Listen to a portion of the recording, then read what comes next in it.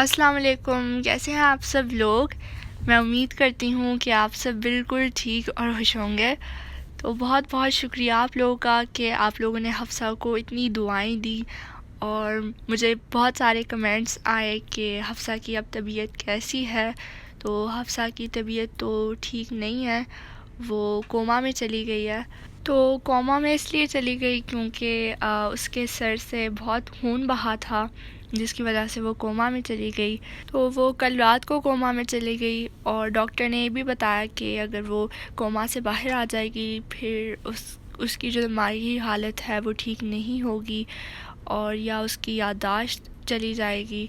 बस अल्लाह खैर करे, आप सब उसे यूं ही दुआओं में याद रखिएगा।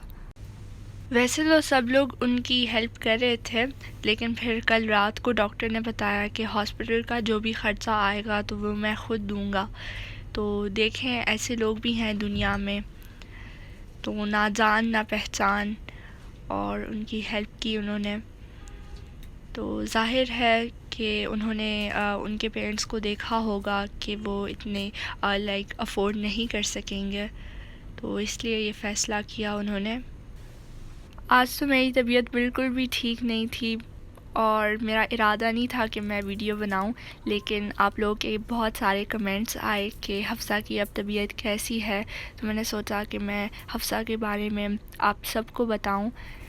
आप लोगों को शायद मेरी आवाज़ से पता चल रहा होगा, तो ये सुबह से मेरी तबीयत ख़राब है और सर में बहुत दर्द हो रहा है और वॉमिटिंग भी आ रही है मुझे।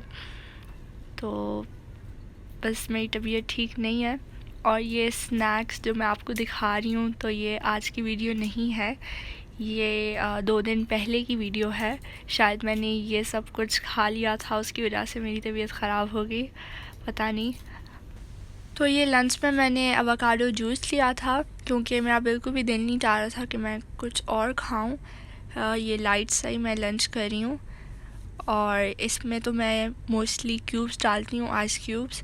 लेकिन आज जो है मेरी मामा ने अलाउ नहीं किया। वो कह रही थी आपकी तबीयत ऑलरेडी ख़राब है, अगर आइस खा लोगी तो और ज़्यादा ख़राब हो जाएगी। तो ये हमने 2 एवोकाडोज़ को लिए हैं और इसके अंदर मिल्क डाला है जो कि 1 कप है। तो इसमें हमने हाफ़ कप ऑफ वाटर भी ऐड किया।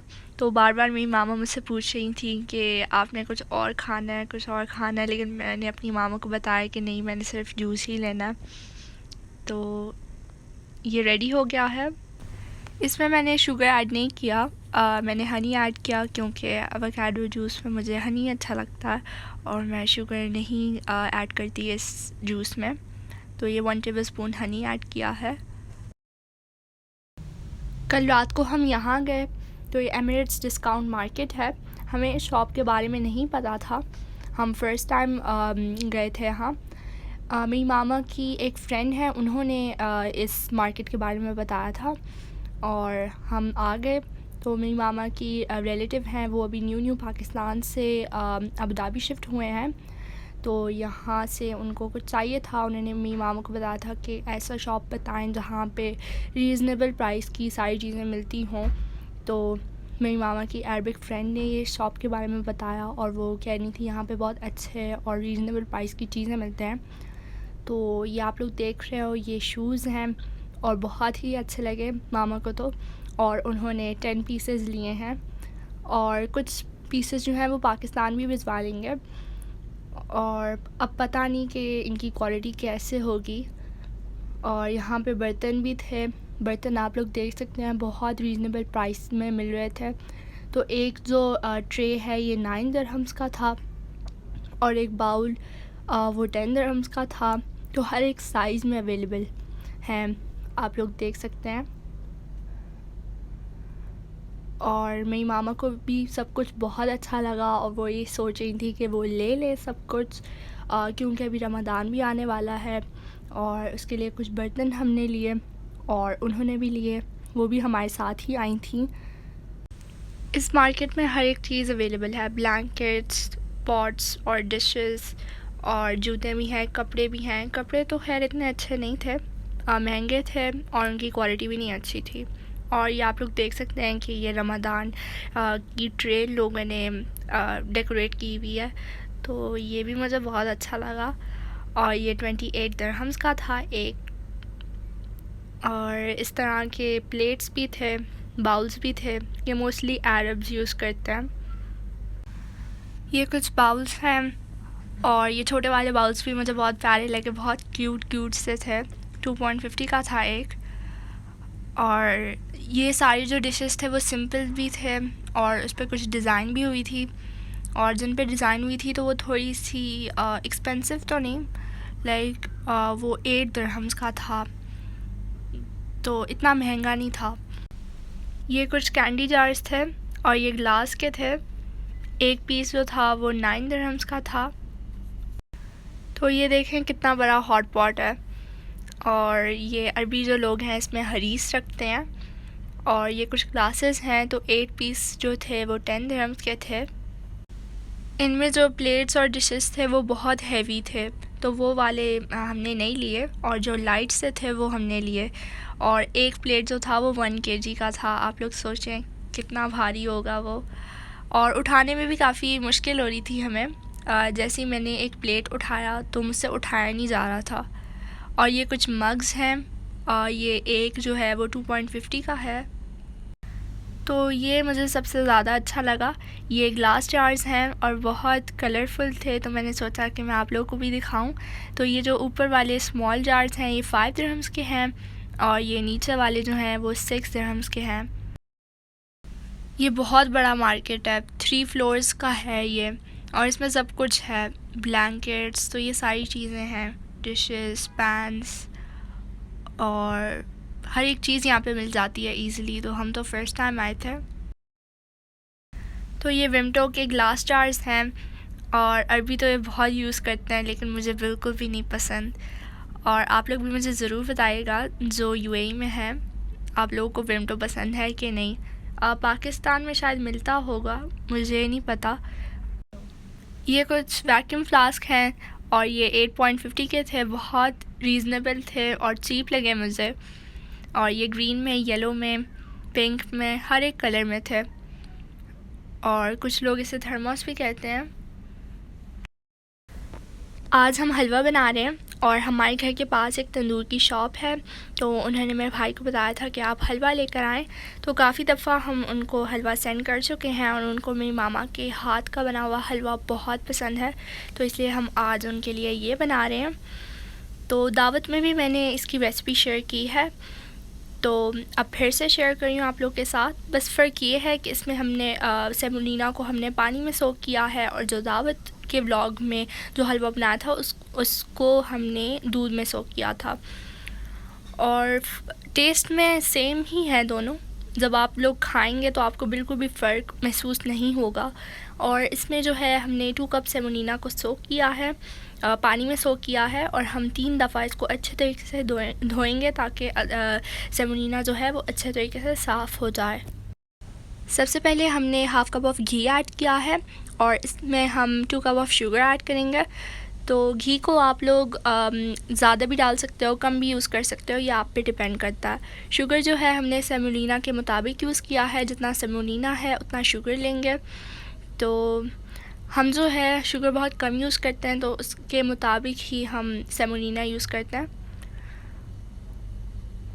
और अच्छे तरीके से मिक्स करेंगे जब तक ये इसका कलर ब्राउन ना हो जाए।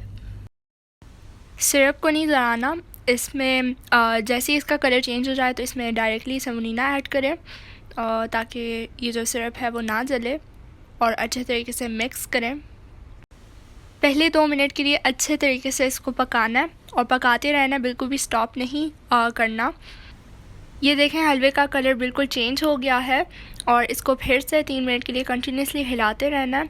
और अभी ये फाइनली रेडी हो गया है, तो इसमें ड्राई फ्रूट डालें।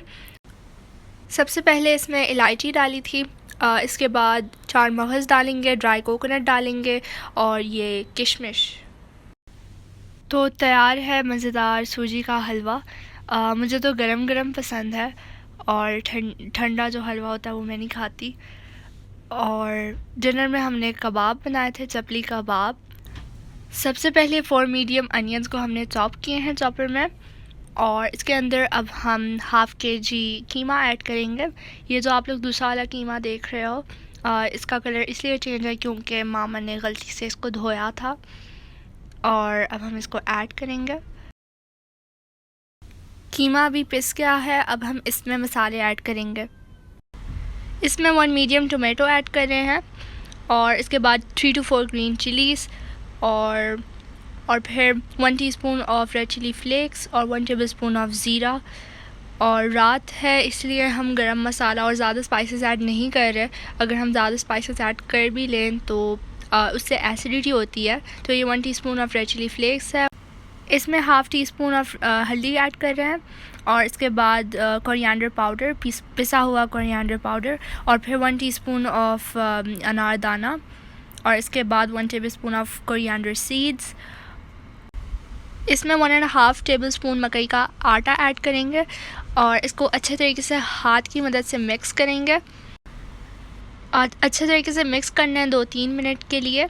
और ये जो रेसिपी है ये हमने अलेन में एक रेस्टोरेंट है और बहुत फेमस रेस्टोरेंट है, वहाँ के कबाब चपली कबाब बहुत मज़े के होते हैं। तो हमने उनसे ये रेसिपी ली है और उनकी तरह तो नहीं बने, लाइक टेस्ट में उनकी तरह ही थे और शेप में नहीं थे क्योंकि वो काफ़ी बड़े बड़े बनाते हैं और हमने छोटे बनाए हैं। अगर आपको लिंक चाहिए तो मैं लिंक डिस्क्रिप्शन बॉक्स में दे रही हूँ और आई बटन में दे रही हूँ। मैंने अपने एक व्लॉग में उस शॉप का नाम और उसके चपली कबाब दिखाए हैं, अगर आपको देखना है तो मैं लिंक दे रही हूँ। वैसे तो हम चटनी मिक्सर में बनाते हैं, लेकिन आज जो है मेरे बाबा ने कहा कि चपली कबाब के साथ हवान दस्ते में जो चटनी बनती है वो मज़े की होती है। तो ये हम चटनी बना रहे हैं। तो चटनी के लिए हमने कोरिएंडर लिए हैं, गार्लिक और 1 ग्रीन चिली, तो इन सब को कूटा है। फिर उसके बाद दही ऐड कर रहे हैं। जिस रेस्टोरेंट के बारे में अभी मैंने आपको बताया है तो वो लोग भी चपली कबाब के साथ ऐसी टाइप की चटनी रखते हैं। हमने भी उनकी तरह ही चटनी बनाई है। उन्होंने रेसिपी नहीं दी, मामा ने ख़ुद बनाई है घर पर।